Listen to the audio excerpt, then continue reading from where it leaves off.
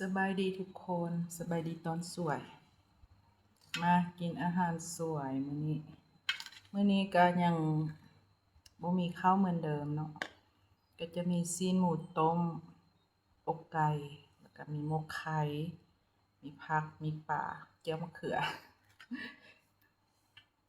มากินน้ำกันทุกคนซีนนี้ต้มใส่ กินกันต้มใส่มะขามเปรี้ยวๆอดเอาแล้วกินกับข้าวอยู่แต่อดเอาก่อนกินแบบนี้ไปก่อนเนาะ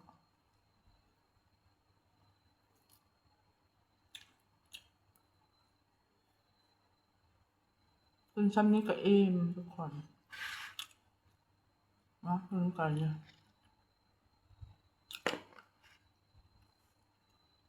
เอามาก็ไม่ได้กินกับเขานะอิ่ม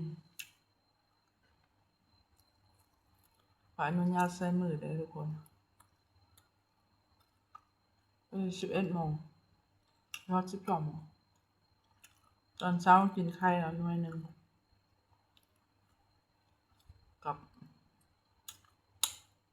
กับผักหน่อยหนึง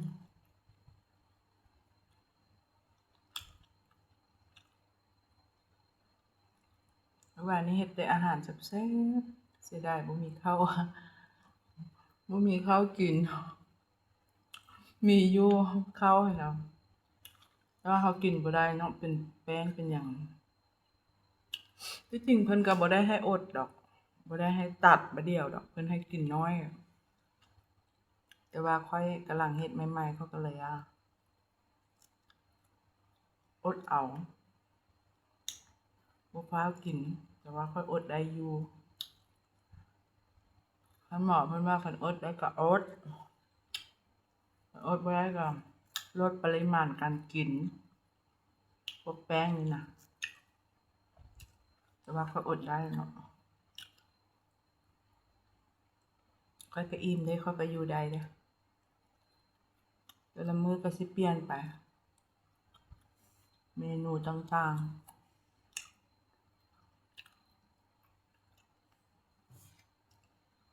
แล้วก็กินน้ำหลายๆเนาะนี่ก็กินน้ำเพิ่นให้เวียกบ้านมาให้ลดน้ำหนักตั้ง15 กิโลเนี่ย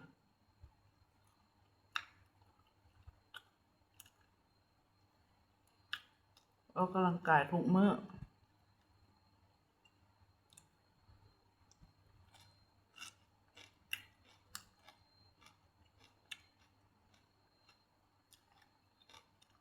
แต่จริงเพิ่นก็บ่ได้ให้อด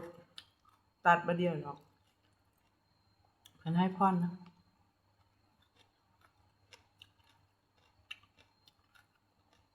แต่ว่าเฮาเฮ็ดได้อดได้แล้วก็อดต่อ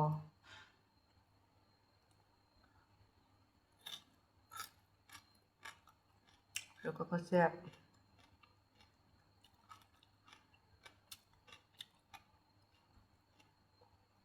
เฮ็ดไปเฮ็ดมาเฮาก็ลืม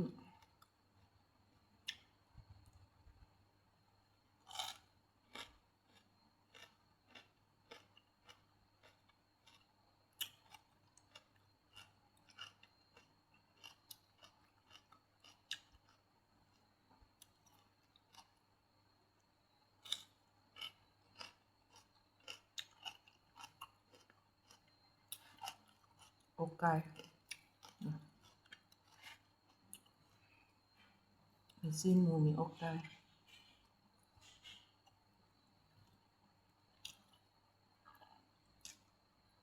อันนี้คืออิ่ม